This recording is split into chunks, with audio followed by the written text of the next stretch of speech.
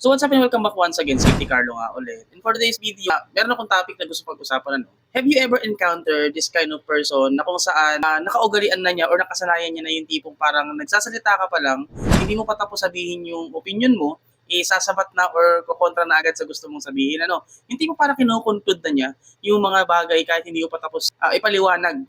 May tawag sa ganyang nakaugalian o nakasanayan ng tao. So bago tayo magpulit sa topic, yan, ini-encourage muna kita na mag-subscribe yan sa aking YouTube channel kasi nga nandito pa to dahil interesado ka sa topic natin. At the same time, paki-follow na rin ako sa Facebook page natin, yan, ilalagay sa screen, pati sa TikTok, no? Paki-follow na rin ako sa TikTok natin para dumami na rin yung mga tao na willing matuto at makinig sa atin. I'm also sharing construction and safety officer tips para sa mga baguhang safety officer. So, present tayo sa topic. So, yun na nga, may mga tao talaga na ganito minsan, yung tipo parang nagsasalita pa lang tayo, umiisip agad sila ng mga bagay na pwedeng ipang-kontra o ipang sagot agad sa atin kahit hindi pa natin napapaliwanag na maayos yung gusto nating sabihin sa kanila. Ang tawag dyan is yung premature response bias. Ito yung mga nakasanayan ng mga tao na hindi natin masabi na intelligent enough or may sapat na talino para unawain or pakinggan muna yung nagsasalita sa harap nila bago sila magsalita. Always remember guys, ang taong tahimik, ang taong marunong makinig, yun yung masasabi nating merong sapat na talino para unawain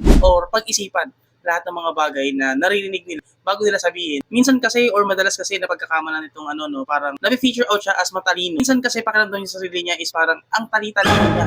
Kapag hindi pa tapos yung nagsasalita, hindi pa tapos magsalita yung kausap niya, isinasagot or sumasabat na agad siya. Which is mali.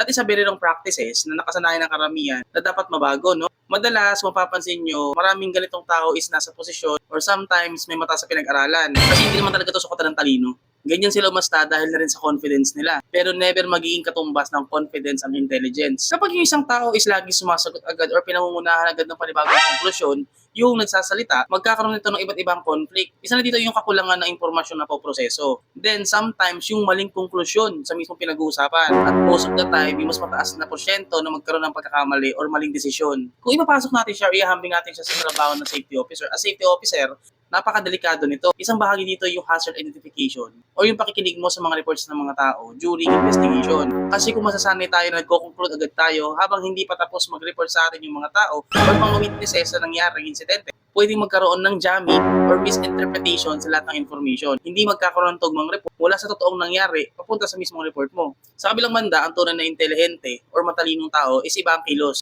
Kalimitan napapansin natin nakikinig muna sila, marunong manahimik at saka lang magbibigay ng opinion kapag tama na yung desisyon.